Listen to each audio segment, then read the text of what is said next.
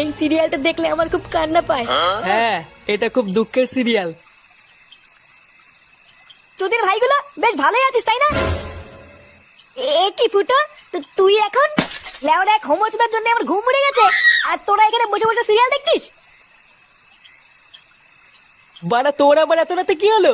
এত খোঁচে আছিস কেন? লেওড়া খানকির ছেলে শালার জন্য আমার বাড়িতে টাকাই দায় হয়ে গেছে। তোদের ভাই হোমোচুদার বাল প্যান্ট খুলে দিচ্ছে, প্যান্টের ভিতরে হাত ঢুকিয়ে নাড়ি দিচ্ছে। বোধা এইভাবে কি থাকা যায় নাকি? এই গার মেরেছে ফুটো, তোর শালা যে এইরকম, এ তো আগে জানতাম না। ভোদা জানবে কি করে আমার শালা যে হোমোচুদা সবাইকে বলা যায় নাকি? বেশ ভালোই হলো ফুটো, তোর শালার কাছ থেকে মাঝে মাঝে একটু ফিরি ফিরি হ্যান্ডেল মারিয়ে নেবো। ফটকে, দেখছিস ও মোর চোর জ্বালায়, তার উপরে আবার আলবাল বকছিস। বাড়া তোরা কি কিছু করবি নাকি আমি একাই ওই শালার গুষ্টি গুদ মেরে দেবো? লেওড়া তুই অত মাথা গরম করিস না ফুটো, দাঁড়া কাল সকালটা হোক, আমাকে একটু ভাবতে দে কি করা যায়, তারপর তো শালার ব্যবস্থা করছি।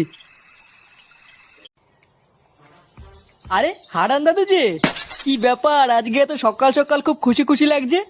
আর বলো না পল্টু, গ্রামে না একটা নতুন হোমো এসছে। আমাকে একটু আগে রাস্তায় ডেকে বললো 10 টাকা দাও হ্যান্ডেল মেরে দেবো।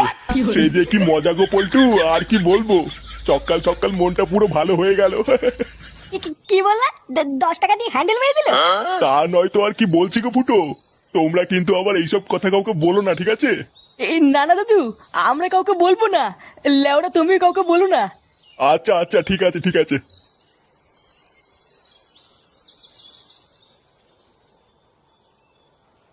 বাড়া কি বলে গেল? গ্রামে একটা নতুন হোমো এসছে, 10 টাকা দিয়ে হ্যান্ডেল মেরে দিল?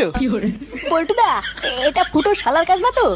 আমারও তো বাড়া তাই মনে হচ্ছে রে। ভাগ্যিস হারান দাদু জানে না ওটা ফুটো শালা, না হলে তো গ্রামে ফুটো সম্মানী টাকনি পড়ে যেত রে। বাড়া চুদির ভাই তলে তলে এই ব্যবসা করছে। ফুটো তুই কোনো চিন্তা করিস না, তোর শালাকে এই গ্রামে কেউ চেনে না, কোনো সমস্যা হবে না। হ্যাঁ, তুই কোনো চিন্তা করিস না, চল মদনের দোকান থেকে চা খেয়ে আসি।